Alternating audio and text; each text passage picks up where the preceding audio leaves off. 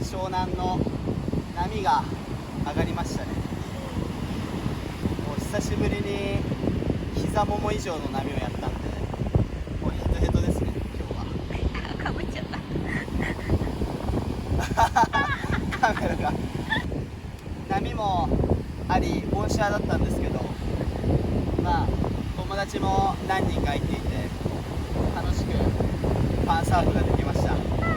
また明日からもっと波のサイズが上がる予報なので、ちょっといい波を探していい映像を残したいと思います。それでは長いよ